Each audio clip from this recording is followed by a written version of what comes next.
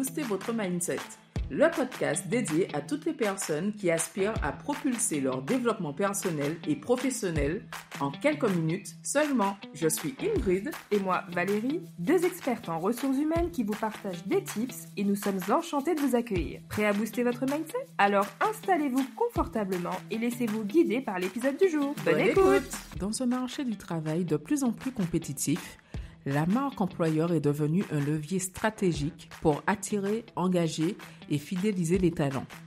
Bien plus qu'une simple image de l'entreprise, elle incarne l'ensemble des valeurs de la culture et des expériences offertes aux collaborateurs.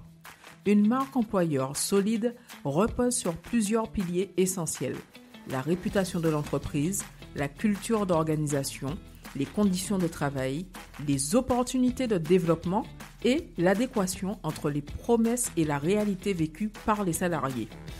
Dans ce contexte, comprendre et maîtriser ces éléments permet non seulement de se différencier, mais aussi de construire une relation de confiance durable avec les employés actuels et futurs. Il ne s'agit plus seulement d'attirer des candidats, mais de créer une relation durable avant, pendant et après le processus de recrutement. Dans un marché de l'emploi tendu, la marque employeur prend ainsi une place centrale. La marque employeur, en quelques chiffres, c'est, d'après France Travail, 47% des professionnels des ressources humaines qui estiment qu'il a été plus difficile de recruter en 2024 qu'en 2023. D'après Culture RH, aujourd'hui, 75% des candidats estiment que la transparence sur la culture d'entreprise est un critère décisif avant de postuler.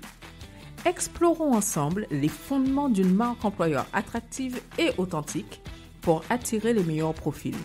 Nous abordons aujourd'hui ce sujet avec Lauralie Bonnet, qui est la fondatrice d'un cabinet de recrutement et de conseil RH. Bienvenue Lauralie, rentrons dans le vif du sujet.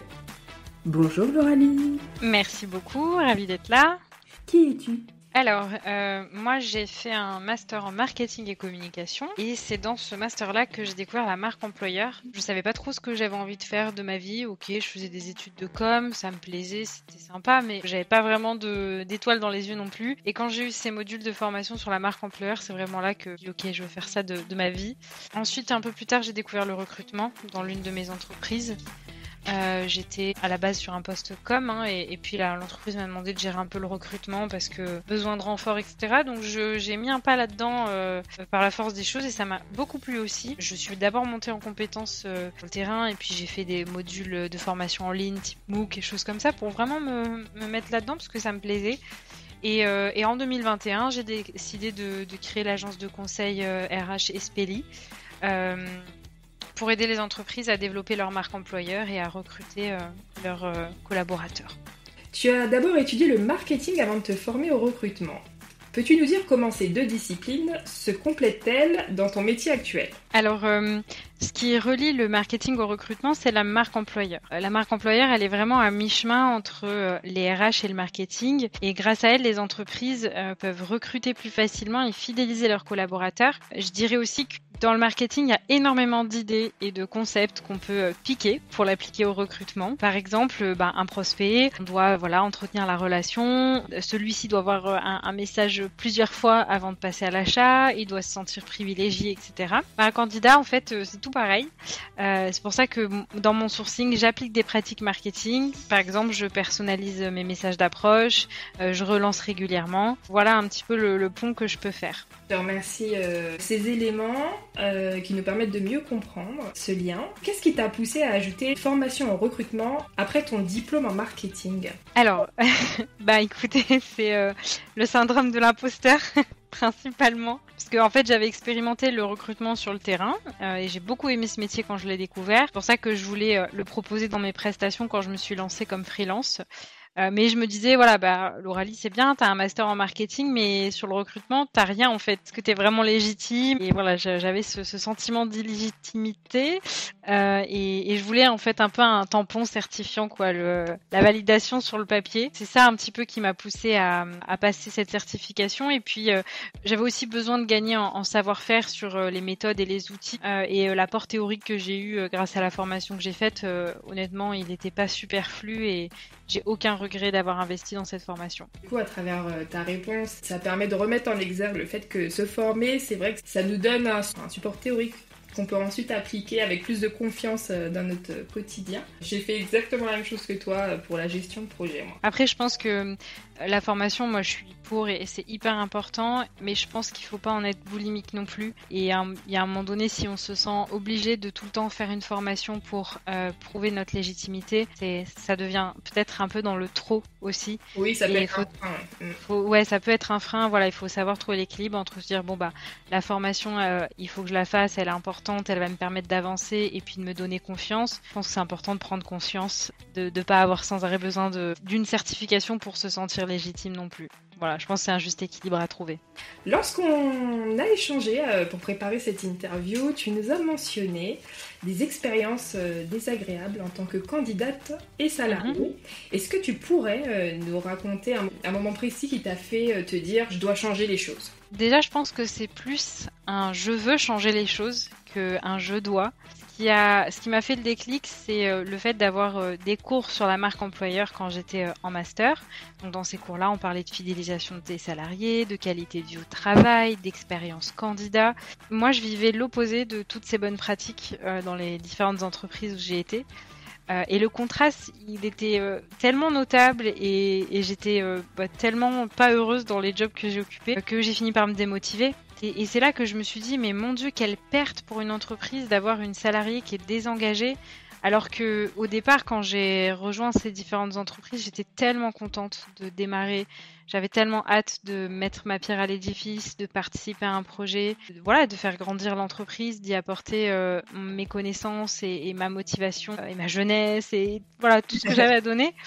J'ai fini par me démotiver parce que les conditions de travail n'étaient pas celles qui me correspondaient. Et je me suis dit, mais imagine ça multiplié par des dizaines de collaborateurs dans l'entreprise. Enfin, la perte de productivité, d'efficacité, d'image de marque aussi pour l'entreprise, elle est colossale. C'est un petit peu ça qui a provoqué le déclic. Et puis, il y a aussi le fait que j'ai vécu des process de recrutement absolument atroces en tant que candidate. Et j'ai arrêté de consommer pour ces marques-là.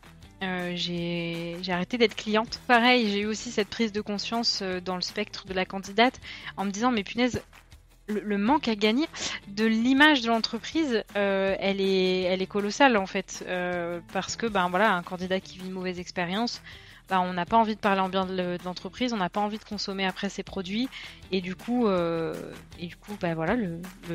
manque de développement et de CA pour l'entreprise, il est impacté. C'est super intéressant effectivement que tu mettes aussi en évidence, au-delà de l'expérience candidat par rapport au recrutement pour le poste que tu visais, cette partie client, parce qu'on reste des clients de ces marques, et le fait que tu ne consommes plus, c'est vraiment effectivement quelque chose qui peut tellement marquer que ça impacte beaucoup de leur stratégie finalement.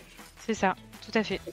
Et comment, du coup, ces expériences ont-elles façonné ta vision de l'entreprise idéale pour les candidats et les employés ? En fait, quand j'ai vécu ces différentes expériences négatives, je me suis dit, mais attends, c'est ça qui m'attend pour les 40 prochaines années de ma vie ? Pas en rêve, non, je ne vais pas supporter ça 40 ans de ma vie.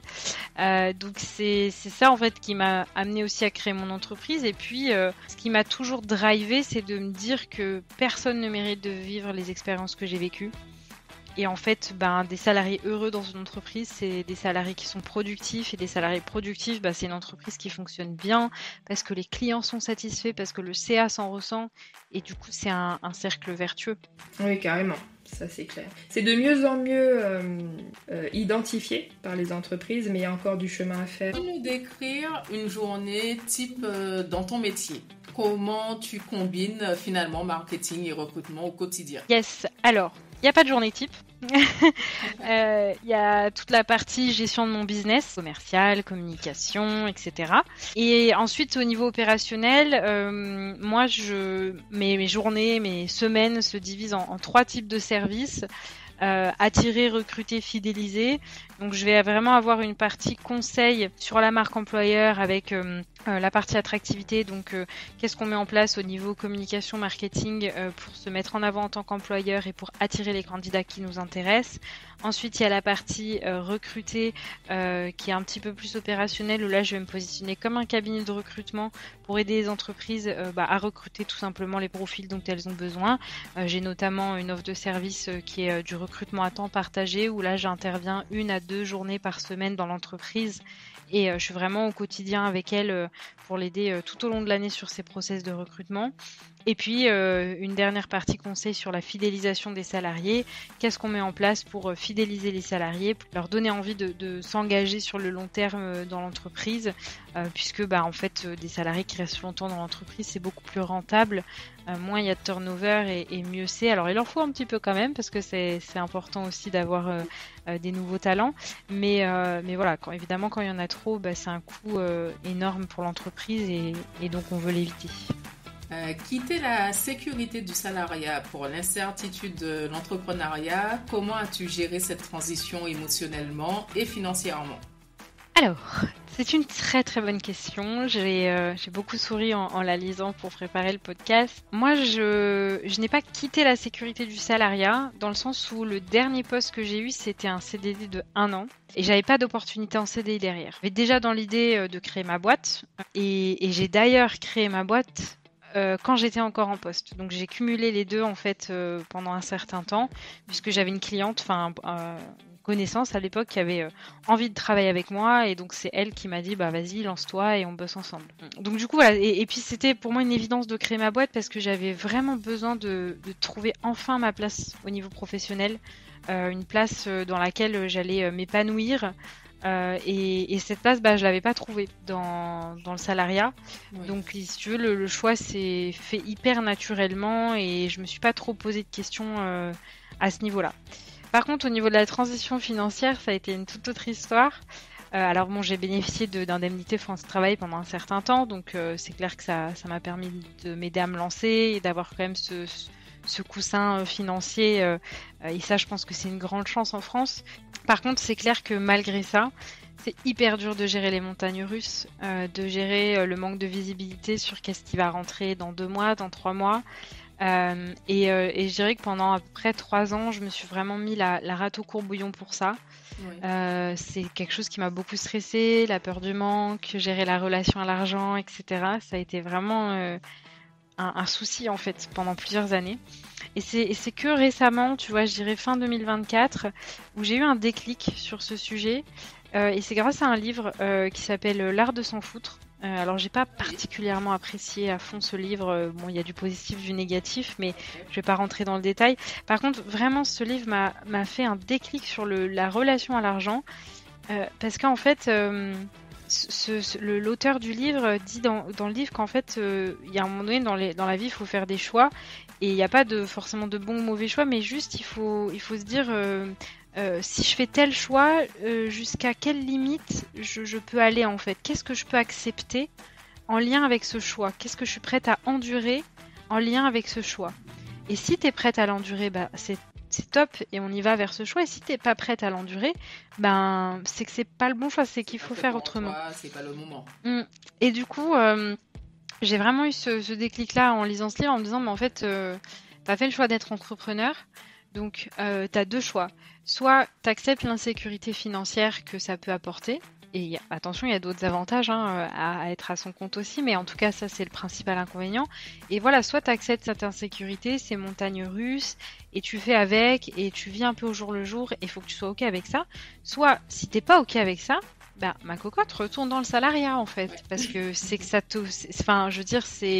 fait partie du package. Le choix de l'entrepreneuriat, t'as le package peur du manque ou relation à l'argent et montagne russe qui va avec. Bon, après, ça dépend aussi du parcours personnel derrière l'éducation, mais voilà, ça va quand même avec. Et en fait, dans ma tête, je me suis dit, en fait, je veux pas quitter l'entrepreneuriat, j'aime trop ça, et donc, je veux accepter ces montagnes russes, et je veux améliorer ma peur financière, etc.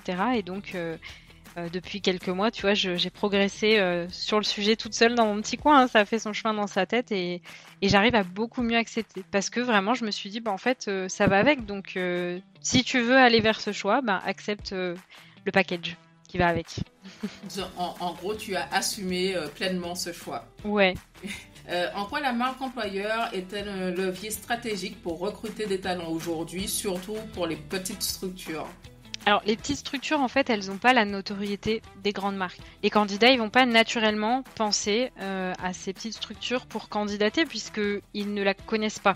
Et la marque employeur, elle permet de développer cette visibilité et cette notoriété. Ça, c'est une chose. Si on recrute via des annonces, il faut savoir que 90% des candidats vont consulter des informations sur l'entreprise en ligne avant de postuler. Ça, c'est une étude qui a été menée par Hello Work, il me semble. Donc, si l'entreprise, elle a rien, si elle n'a pas de site carrière, si elle n'a pas contenu RH sur les réseaux sociaux, elle va perdre des candidats en route. Pire que ça encore, ce sont des entreprises qui vont par exemple avoir sur Indeed ou Glassdoor des mauvais avis, qui ne s'en occupent même pas, qui ne savent même pas qu'il y a ces avis-là en ligne, parce que des fois, les candidats peuvent publier des avis sans forcément qu'il y ait une page vraiment officielle. Et donc voilà, du coup, l'image, elle est hyper négative et forcément, ça fait fuir des candidats.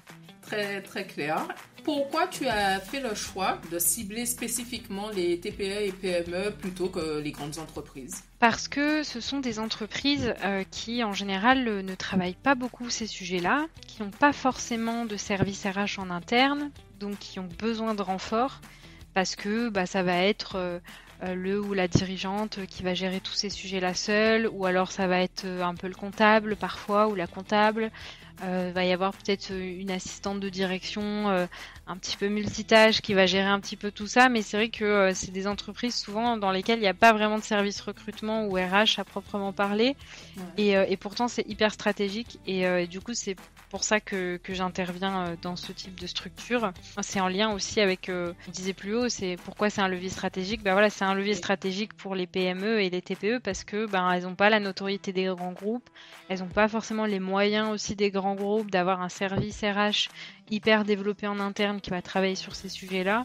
Et donc, c'est quand même bien dans la vie d'une entreprise de s'y attarder à un moment donné et pouvoir faire appel à un partenaire sur une période temporaire pour avoir du renfort et pour travailler cette stratégie-là et pouvoir après la perdurer. Ça aide finalement à ce qu'elles se tiennent également à jour par rapport aux tendances et ce qui fonctionne, je suppose. Oui, tout à fait. Cette veille-là, en effet, en général, ils n'ont pas le temps du tout de la faire. C'est normal, avec tout ce qu'il y a à faire dans une journée, c'est clairement pas leur priorité et c'est pour ça que, en fait, chacun son métier. Oui, tout à fait. C'est normal, quoi. C'est logique de ne pas pouvoir être au four et au moulin. Comment as-tu surmonté le syndrome de l'imposteur, surtout en débutant dans un domaine hybride comme le tien? Pas sûr d'avoir vraiment surmonté encore mon syndrome de l'imposteur. Je pense qu'il est toujours là, il est bien tenace. Je pense que la formation que j'ai faite, ça m'a aidé, clairement. Oui. Et puis, au fur et à mesure, ce qui aide, c'est les retours positifs des clients. C'est aussi le fait d'avoir des recommandations de plus en plus souvent, de plus en plus naturellement. Là, je vois récemment, par exemple, j'ai des projets qui se sont terminés. Et là, tout de suite, hop, j'ai des nouveaux projets qui démarrent parce que j'ai quelqu'un qui m'a recommandé. Et donc, quand c'est comme ça, le dirigeant, la dirigeante, ils sont beaucoup plus ouverts, tu vois. Enfin, le processus de décision, il est beaucoup plus rapide. Le fait de voir que les choses s'enchaînent plus rapidement qu'avant, que les process de décision avec les dirigeants vont plus vite, et puis d'avoir des avis positifs sur mon travail, ça aide. Hein. Mais bon, je pense que c'est quelque chose qui se travaille un peu tout au long de la vie, quoi. Enfin, en tout cas, quand on l'a, je sais pas si ça part vraiment définitivement un jour. Au fur et à mesure, peut-être que ça s'estompe. Ouais. J'espère. La marque employeur peut-elle aussi être un outil pour promouvoir la diversité et l'inclusion en entreprise? Et puis, si oui, comment tu l'intègres dans ton travail? Oui, alors bien sûr, et c'est hyper important aujourd'hui comme sujet. Et en effet, ça fait partie des actions marque employeur qu'une entreprise peut développer si c'est son souhait, si ça fait partie de ses valeurs. Moi, je suis pas du tout spécialiste de ce sujet-là. Du coup, si je sens qu'il y a un sujet ou que j'ai un client qui va avoir envie de travailler sur ce sujet-là particulièrement, là, je vais faire intervenir une partenaire qui, elle, est spécialisée et qui va accompagner l'entreprise à la fois sur la démarche diversité-inclusion en interne, et puis on va travailler en partenariat sur comment est-ce qu'on le met en visibilité à l'externe. Est-ce que tu as une réussite de manière générale, quelque chose qui t'a marqué positivement par rapport au travail que tu as été amené à accomplir? Alors, oui, on va dire qu'une des dernières réussites, c'est le fait d'avoir obtenu 180 candidatures à une annonce emploi. Parce que j'entends souvent dire qu'il y a une pénurie de talent, que les gens veulent plus travailler, etc. Le nombre de candidatures à cette annonce est pour moi la preuve que c'est faux. Il n'y a pas de pénurie de talent. Il faut juste, premièrement, proposer des conditions salariales et des conditions de travail qui sont en adéquation avec les attentes des actifs aujourd'hui. C'est ce que cette entreprise proposait, notamment un salaire aligné et puis du 100% télétravail. Donc voilà, ça fait partie des choses aujourd'hui qui sont demandées. Et puis une annonce attractive aussi, une annonce qui est complète, une annonce qui est marketée. On parlait tout à l'heure du lien entre le marketing et le recrutement. Il se trouve là aussi. Une annonce, en fait, elle doit être vue comme une publicité. C'est pas un truc vite fait qu'on poste en se disant ouais, les candidats, s'ils sont motivés, ils postuleront. Non, en fait. Faut leur donner envie de postuler, et ça passe par une belle annonce, par une annonce qui est complète, par une annonce qui est transparente, qui va exposer clairement le salaire, etc. Et donc voilà, ouais, ça c'est une belle réussite où je me dis, en fait, voilà, c'est la preuve, c'est qu'il n'y a pas de pénurie de candidats, et en plus, notamment, on a reçu beaucoup de candidatures, et des candidatures hyper qualifiées, vraiment des profils qui correspondaient à fond à ce qu'on recherchait. Et pour ce recrutement-là, j'ai mis 5 jours à recruter. En général, on ressent quand une fiche de poste a bien été travaillée et ça attire effectivement, rien qu'à la lecture, on a envie d'intégrer l'entreprise. Tout à fait, exactement. Ouais, je pense que ça se ressent quand en effet l'entreprise a fait un vrai travail sur son analyse du besoin et sur sa fiche de poste. Totalement, ça se ressent dans l'annonce. De toute façon, pour faire une bonne annonce, il faut faire un bon brief, quoi, une bonne analyse de son besoin, sinon ça marche pas. J'aurais une question qui serait 3 tips sur lesquels il faudrait peut-être être attentif lorsqu'on rédige une annonce. Alors, 3 tips. Oui. Le premier tips, c'est d'avoir une annonce qui est complète, une annonce qui va présenter l'entreprise dans les détails, l'équipe, les missions du poste, la localisation, les horaires, tu vois, voilà, toutes ces choses-là. Plus on va te donner de détails et plus on va avoir des candidats qui sont qualifiés parce que ils ont lu normalement quand même l'annonce et donc ils sont OK avec les conditions qui sont proposées. Ils se projettent et puis ils savent à quoi s'attendre. Le deuxième tip, c'est d'avoir une annonce qui est transparente avec le salaire, les primes, etc. Alors si on peut pas afficher clairement le salaire, au moins une fourchette, et une fourchette raisonnable, pas... en fait le salaire c'est entre 30 000 et 50 000. Ah, super. C'est un peu large. Donc voilà, une transparente. Et puis je dirais, troisième tips aussi, c'est de se questionner sur les bénéfices candidats. Qu'est-ce qu'on apporte au-delà d'un salaire et d'un job? Pourquoi est-ce que un candidat devrait rejoindre votre entreprise plutôt qu'une autre? Se questionner là-dessus et le mentionner dans l'annonce, c'est intéressant. Alors attention, c'est pas tout de mentionner dans l'annonce qu'il y a un baby-foot et une cantine dans l'entreprise. C'est pas ça les bénéfices, des vrais bénéfices. Et voilà, j'ai envie de dire que si vous voulez connaître des idées de bénéfices que vous pourriez ajouter dans votre entreprise, n'hésitez pas à consulter mon profil LinkedIn parce que je donne souvent des conseils là-dessus. Et si vous dites en fait je suis pas sûre d'avoir des bénéfices, alors déjà vous en avez forcément, ça c'est sûr, mais c'est intéressant de peut-être en développer un petit peu plus si vous vous dites mince, c'est peut-être un peu léger. Tout à fait, se pencher justement sur le sujet si ça vient pas spontanément. Certains disent que la marque employeur n'est que de la com, que c'est que du buzzword pour attirer les candidats. Qu'est-ce que tu leur répondrais ? Ok, écoute, c'est hyper intéressant parce que c'est un post que j'ai prévu de faire sur LinkedIn. Alors en fait, la marque employeur, c'est pas juste de la com et juste de la poudre aux yeux.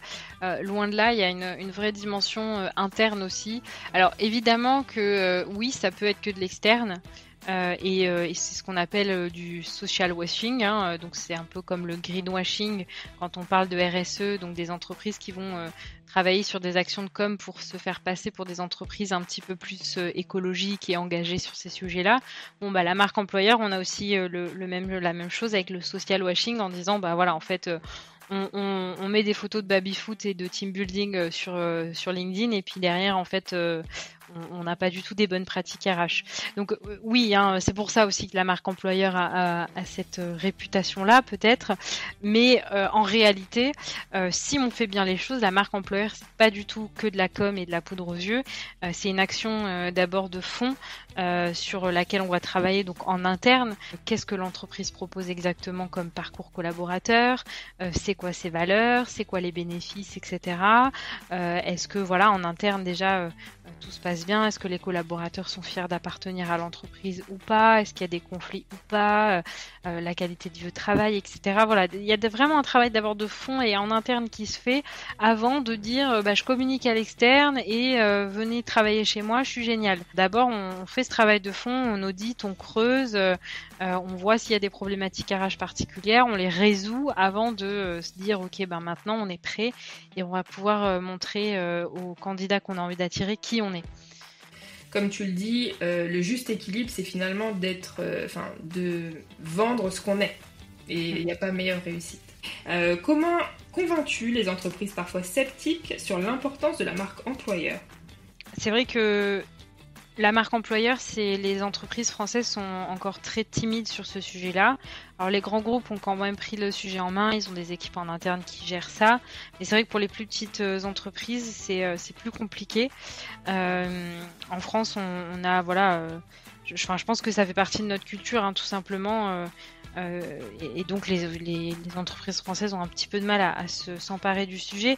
Moi, j'essaye de faire beaucoup de sensibilisation sur le sujet sur LinkedIn. Je fais aussi des ateliers en physique pour essayer de donner un petit peu l'info aux entreprises que ce sujet-là, il est important et il est stratégique. Il y a des statistiques aussi qui ont été faites sur le sujet. Par exemple, les employeurs qui travaillent leur marque employeur reçoivent en moyenne 50% de candidatures qualifiées en plus. 58% des salariés qui sont bien intégrés dans une entreprise restent plus de 3 ans dans l'entreprise. Oui, il y a des vrais résultats. C'est ça. Il y a des études qui sont menées sur le sujet, donc c'est toujours des chiffres que j'essaye de mettre en avant. Après, ça reste timide. Pour moi, la marque employeur, en fait, elle a la place aujourd'hui qu'avaient les réseaux sociaux il y a 10-15 ans, quand Facebook, Instagram, etc., tout ça, c'est complètement a fait boom, en fait. Au début, les entreprises, c'est là, oui, non, mais nous, on vend nos produits à nos clients via notre magasin, via tel et tel canal. Depuis 20 ans, on fait comme ça, on va pas faire autrement. Pourquoi faire ? Et donc, elles ont eu beaucoup de mal à se mettre sur les réseaux sociaux. Et puis, ça a pris un peu de temps avant qu'elles comprennent l'importance que ça a et le chiffre d'affaires que ça peut générer. Et la marque employeur, aujourd'hui, pour moi, elle a un peu cette place-là. C'est-à-dire que les entreprises en ont un peu connaissance, ils savent que ça existe, ils savent que les attentes des actifs ont changé au niveau de leur rapport au travail. Ils savent aussi que avec le web tout se sait et donc voilà, ils l'ont dans un coin de leur tête, mais ça reste pas encore leur priorité et donc c'est un petit peu long d'avoir cette prise de conscience pour se dire ok, il faut vraiment que je fasse quelque chose si je veux rester concurrentiel en matière de RH et attirer les bons candidats. Ça continue son cheminement tranquillement mais sûrement. Ouais. As-tu déjà eu un projet qui a mal tourné avec un client ? Qu'as-tu appris de cette situation ? Alors oui, j'ai déjà eu un seul. Je pense pas qu'il y en ait eu d'autres. En tout cas, c'est le seul qui me vient en tête.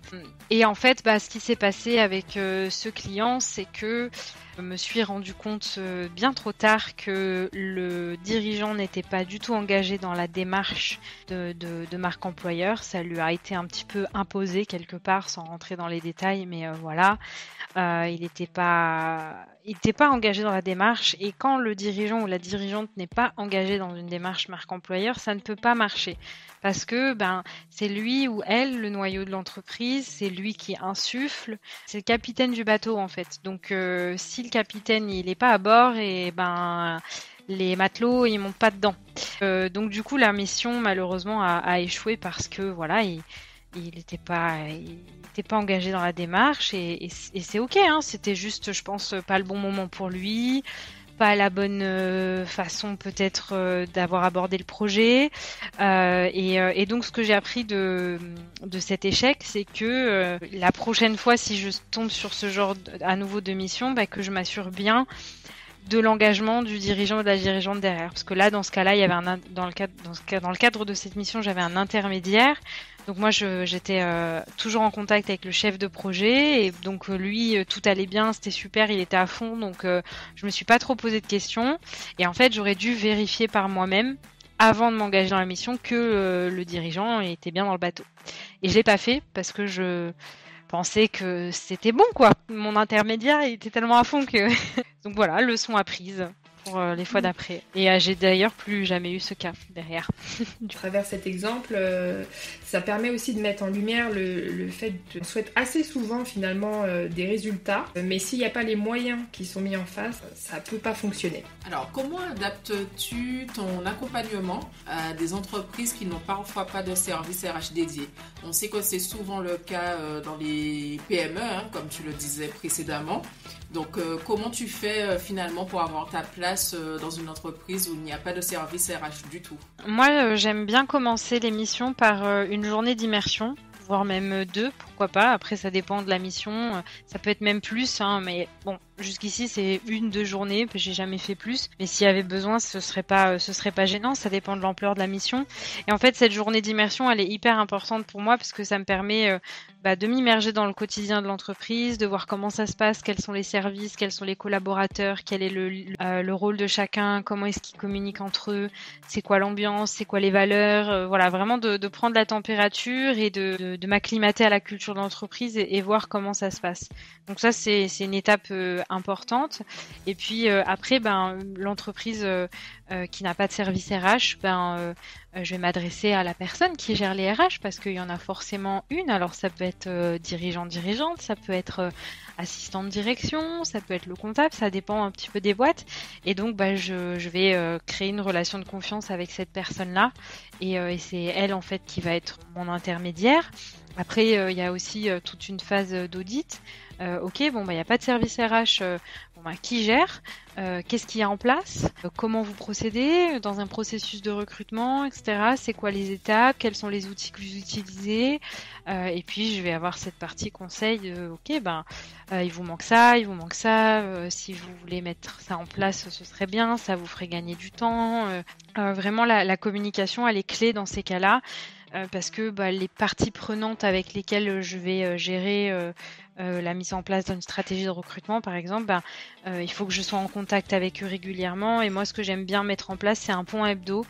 À chaque début de mission, je vais demander au client, ok, on va se fixer un point hebdo, c'est 1 demi-heure par semaine pour faire un point sur les recrutements, comment ça avance, ou sur les actions de communication qu'on a mis en place au niveau de votre marque employeur, les statistiques, qu'est-ce qui a marché, qu'est-ce qui n'a pas marché, qu'est-ce que vous avez envie de mettre en avant pour le post LinkedIn la semaine d'après, enfin vous voyez, ce genre de choses-là. Et donc on se fixe vraiment un créneau, c'est toujours le même chaque semaine à la même heure. Et ça crée une récurrence et comme ça rassure aussi le client de se dire ok, je fais appel à quelqu'un comme Lauralie, elle est externe mais elle est là en fait, on l'oublie pas, elle est là, chaque semaine on se parle et chaque semaine on fait un point, etc. Oui, tu fais en sorte de faire partie intégrante de l'entreprise finalement. Oui, c'est ça, au maximum en effet. Parlons un peu plus de l'ouverture de ton activité d'ici quelques années.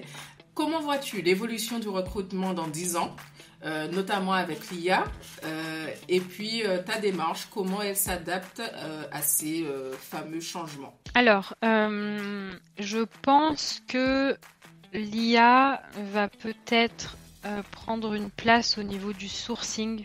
Aujourd'hui, d'ailleurs, il y a déjà des outils qui existent. Moi, je les utilise pas, mais ça existe déjà. Des outils qui vont scanner les CV et en fonction de ton annonce et te dire ça match pas.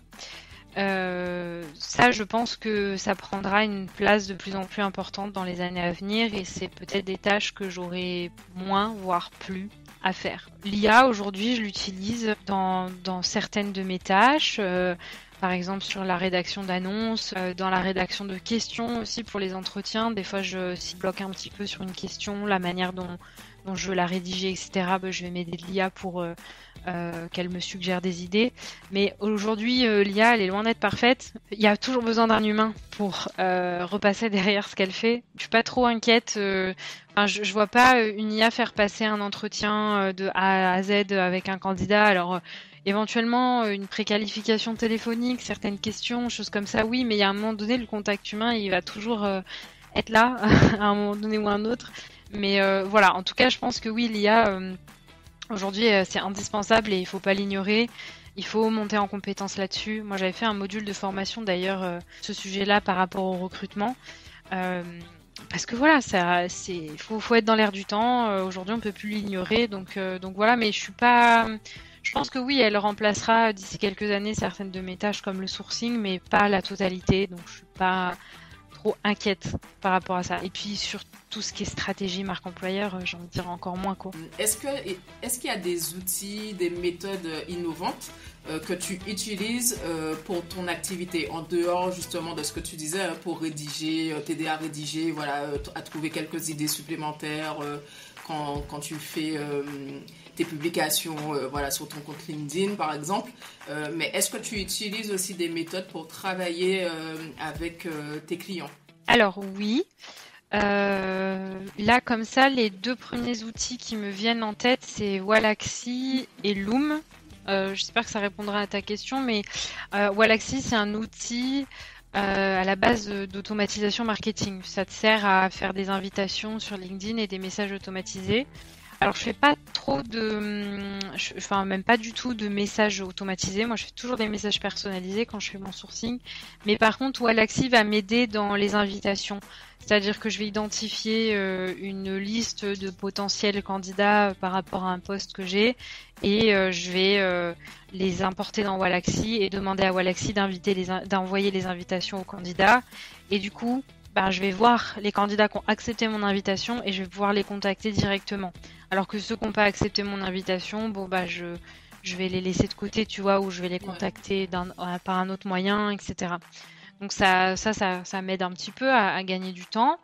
Et puis Loom, c'est un outil qui permet de screener ton écran et de te filmer en même temps avec ta webcam et de faire une prise de contact en fait via vidéo. Moi, je me filme avec Loom et par exemple, c'est comme ça que je source mes candidats sur LinkedIn. Je leur fais une petite vidéo pour me présenter, pour leur présenter le poste pour lesquels je pense à eux et donc j'envoie ma prise de contact comme ça. Okay. Donc oui, voilà. Ouais, j'utilise quand même des outils marketing et innovants dans mon quotidien, je pense. Alors passons à la partie conseil et inspiration. Si tu devais donner un conseil à quelqu'un qui veut lancer sa boîte, mais qui a peur de sauter le pas, qu'est-ce que tu lui dirais? Alors, ça dépend un peu du projet aussi. Moi, c'est vrai que en lançant mon activité, je risquais pas grand-chose. Tu vois, il y a le côté financier, etc., qui est évidemment important, mais j'avais pas de local à acheter, j'avais pas de matériel, d'investissement à faire, tu vois. J'ai juste besoin d'une chaise, une table, un PC, et c'était parti. Donc, je pense que le conseil ne sera pas le même en fonction du type de projet. Par contre, voilà, pour quelqu'un qui veut se lancer sur des activités de service et conseils comme moi je fais, même si c'est pas RH, si c'est autre chose, ça peut être marketing, finance, comptable, freelance, pourquoi pas. Sur ce genre d'activité, quelqu'un qui aurait peur, j'aurais envie de lui dire tente en fait. Qu'est-ce que tu as à perdre? Au pire, t'échoues, mais t'auras appris tellement de choses. T'auras rencontré tellement de belles personnes, t'auras tellement grandi. Enfin là, tu vois, regarde, je suis en train d'enregistrer un épisode de podcast qui va être disponible sur toutes les plateformes. Je rencontre Ingrid et Valérie qui sont des super personnes avec qui j'ai fait connaissance. Si j'avais été salariée, j'aurais jamais fait ça. Jamais j'aurais connu ça. Et c'est tellement génial de se dire que grâce à cette activité-là et grâce aux réseaux sociaux, j'ai rencontré des gens super et j'ai vécu des choses que j'aurais jamais pensé vivre. Donc voilà, même si t'as peur et que t'as peur d'échouer, au pire, si t'échoues, qu'est-ce que ça fait? C'est ton ego qui en prend un coup, tu vas déprimer, tu vas dire mince, j'ai lancé ça a pas marché, mais en fait, tout ce que t'as appris autour, ça compte aussi et ça compte même plus. Donc en fait, faut y Tout à aller. fait. C'est souvent quand on échoue qu'on apprend beaucoup de choses et qu'on finit par s'améliorer sur plein de choses, anticiper, devenir un professionnel aguerri. Donc, je partage totalement ton opinion. Quelle erreur éviter absolument selon toi quand on crée une entreprise dans le domaine RH ou marketing? Ou une entreprise tout court finalement. Il y en a plusieurs. Dis-nous tout. Je dirais que... Alors moi, si j'avais su, j'aurais pas attendu que tout soit parfait. Parce qu'on a tendance à se dire, ok, bon alors attends, avant de prospecter, avant de faire quoi que ce soit, je vais attendre que tout soit parfait, d'avoir un logo tout beau, tout super, un beau site internet, des belles cartes de visite et tout.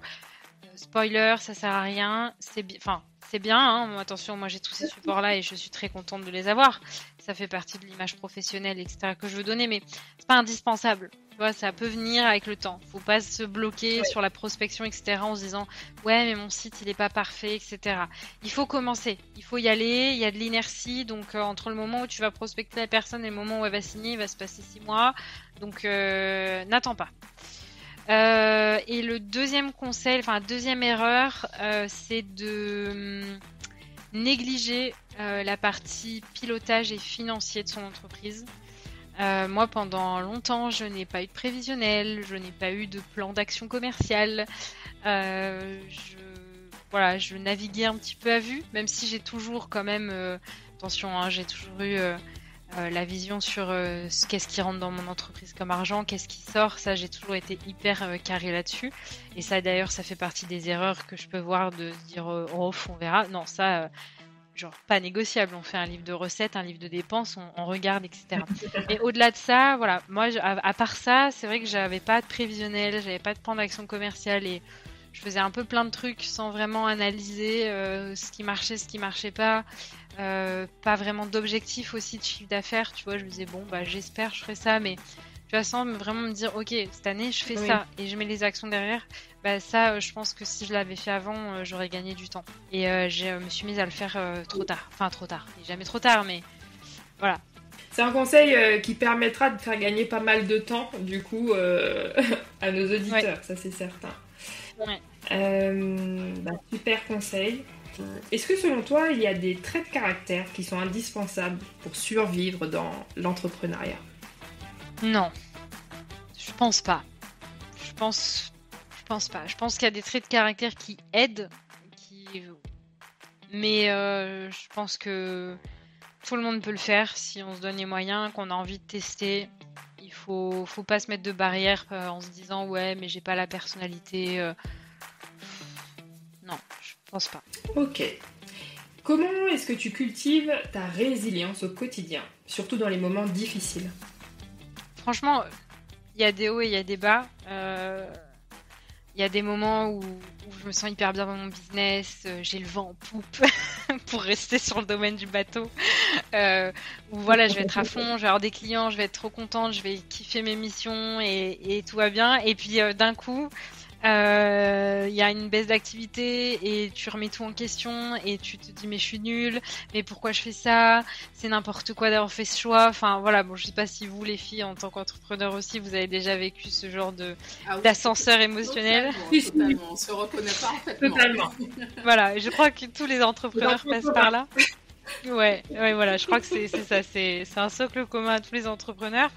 Et donc, quand je suis dans ce genre de moment, je pense que ce qui est important, c'est d'être bien entouré, d'avoir une famille qui soutient ton projet et qui croit en toi, ou des amis qui croient en toi, et d'avoir aussi un petit cercle d'entrepreneurs à qui tu peux te confier en toute confiance sur ces sujets-là. Moi, ça m'a mis beaucoup de temps à construire ça parce que j'ai du mal à m'ouvrir et à faire confiance.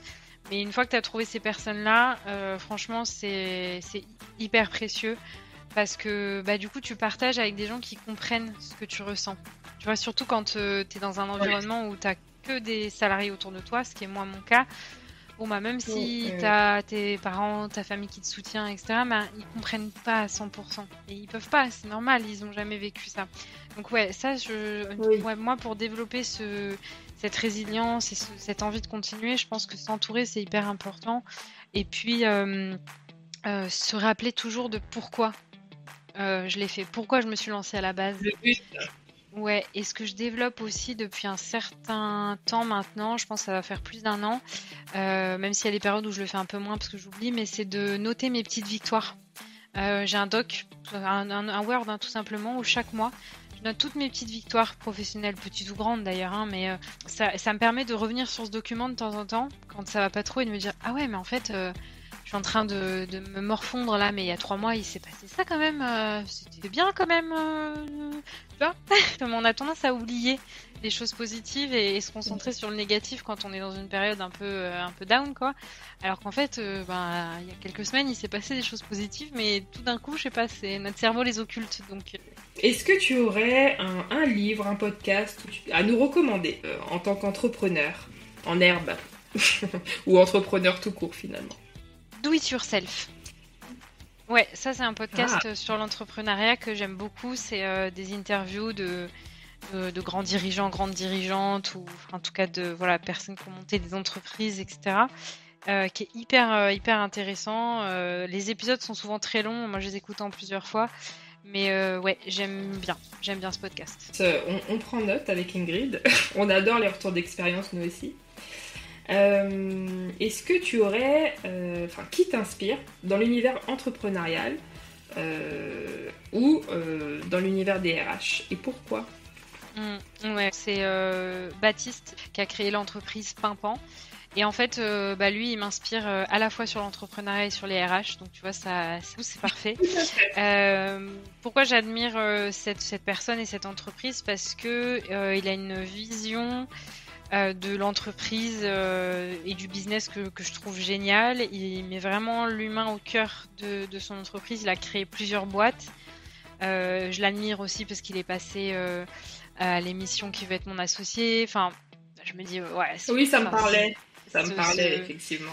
Cette personne est incroyable, tu vois, j'ai vraiment cette vision-là. Et puis, il travaille aussi en partenariat avec sa femme, Caroline, je crois le prénom. Et voilà, et c'est beau, ils ont créé tous les deux. Et en tout cas, l'image que j'ai d'eux, c'est le couple qui réussit, qui a envie de changer les choses, changer le monde, parce que Pimpan, c'est une marque qui propose des produits d'hygiène et d'entretien écologique. Donc, je trouve que leurs valeurs sont top. Et puis, au niveau RH, ils ont une super marque employeur. Ils sont passés à la semaine de 4 jours, mais sans baisser le salaire. Ils proposent une politique de 100% télétravail. Ils ont des super pratiques internes avec des sondages bien-être des salariés régulièrement, avec aussi des événements physiques pour se retrouver et créer de la cohésion d'équipe. Donc franchement, ils font des super trucs. C'est vraiment mon... Tu nous as donné envie de les rejoindre en fait. Non, franchement, l'année dernière, j'ai d'ailleurs... et c'est là aussi que c'est intéressant de voir le lien entre marque commerciale et marque employeur et le cercle vertueux que ça crée, parce qu'en fait, moi, j'ai connu cette marque par Qui veut être mon associé.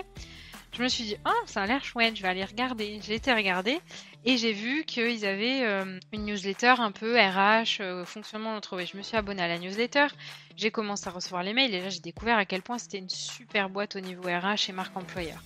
Et donc, comme je suis abonnée à leur newsletter, j'ai reçu un mail commercial une fois me disant pour Noël, Pimpan propose des coffrets pour les entreprises, etc. Machin.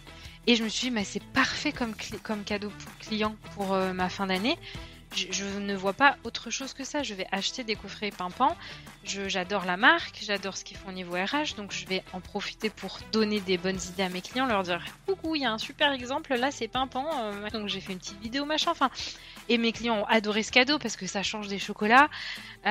Du coup, tu vois, et donc je suis devenue en fait cliente et j'ai acheté chez eux parce que à la base, ils avaient une bonne image RH et je me suis dit, c'est génial, j'ai envie de les soutenir. Et donc, et puis après, derrière, j'ai passé commande aussi pour moi. J'achète des produits chez eux parce que j'aime la marque, en fait, tout simplement. C'est vrai que pour le coup, on voit bien le cheminement. T'es devenue une vraie ambassadrice de leur marque parce que c'est quali. De bout en bout, finalement. De bout en bout, ouais, tout à fait. Et est-ce que tu as eu des mentors ou des rencontres clés qui t'ont aidé à croire encore plus à ton projet lorsque tu as commencé ou peut-être au cours de ce parcours entrepreneurial? Alors, il y a une personne là comme ça qui me vient en tête, mais je me dis, punaise, il doit y avoir tellement de personnes et je m'en veux de pas penser à elle. Et en tout cas, la première personne à laquelle je pense, c'est ma première cliente que j'ai rencontrée quand j'étais salariée. avec qui on a eu un coup de cœur professionnel et du coup un jour lors d'une discussion elle me dit mais t'aimerais pas te lancer en freelance? Je lui dis bah si j'aimerais bien, j'y ai déjà pensé. Elle me dit bah vas-y lance-toi, tu crées ton numéro de tirette et puis une fois que c'est fait tu me dis et on bosse ensemble quoi. Et donc ça a été une opportunité incroyable parce que du coup je me suis lancée en ayant déjà une première cliente. C'est une cliente avec laquelle je travaille toujours aujourd'hui, ça fait 4 ans qu'elle me fait confiance. Et voilà qu'on a créé une super belle relation et c'est quelqu'un qui a cru en moi dès le début donc Bah oui, c'est symbolique quand même, je comprends. Ouais, c'est symbolique. Enfin, est-ce que tu as développé des rituels ou des habitudes qui t'aident à rester focalisé sur tes objectifs? Alors, moi, je suis hyper organisée comme personne et j'ai un planning heure par heure. Parce qu'en fait, au départ, je faisais juste des to-do list. Du coup, à la fin de la semaine, j'avais fait que la moitié de ma to-do list. C'était hyper frustrant et ça n'allait pas du tout. Et donc après, je suis passée à un tout autre fonctionnement. Et donc, je me note chaque jour, heure par heure, les 2 heures, enfin, ça dépend, tu vois. Mais je me fais des blocs vraiment de travail sur, ok, là, il faut que je bosse 1 heure sur ça, là, 2 heures sur ça, là, la matinée sur ça, etc. Et je m'en tiens en fait à ça pour pouvoir avancer parce que sinon il y a des tâches, elles peuvent durer des heures et voilà, le temps est écoulé et donc moi c'est comme ça que je fais. T'as à peine cligné des yeux qu'il y a eu un bond dans le temps, je comprends. Je comprends.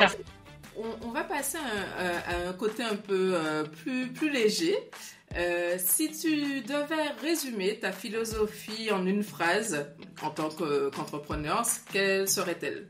C'est il n'y a pas de résultat sans risque. Lors de ton travail, qu'est-ce qui te motive ou te ressource? Moi j'aime bien la danse, le chant, voir mes amis, passer du temps aussi en famille, etc. Ça c'est des choses importantes. Et dès le départ quand je me suis lancée, moi j'ai direct eu cette vision de équilibre pro-perso. J'ai jamais été le genre d'entrepreneur à bosser 60 heures par semaine, à vivre business, manger business, dormir business.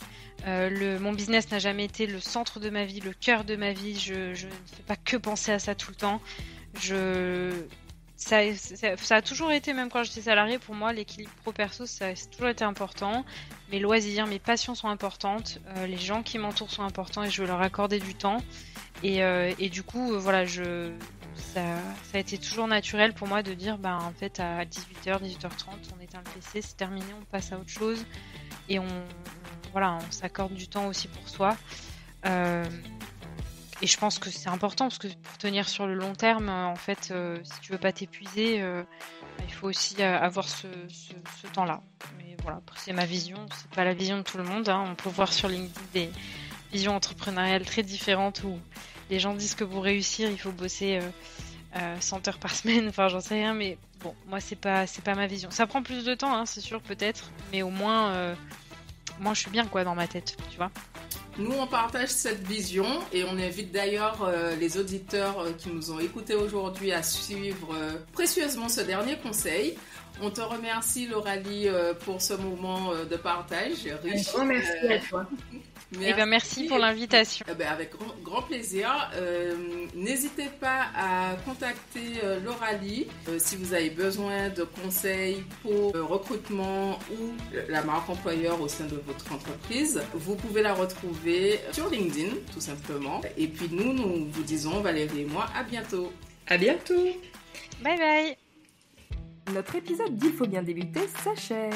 Nous espérons que vous l'avez apprécié. N'hésitez pas à liker, commenter, suggérer de nouvelles thématiques. Sachez qu'il est possible de réserver avec nous une entrevue gratuite personnalisée de 15 minutes. Vous pouvez également nous retrouver sur nos différents réseaux sociaux.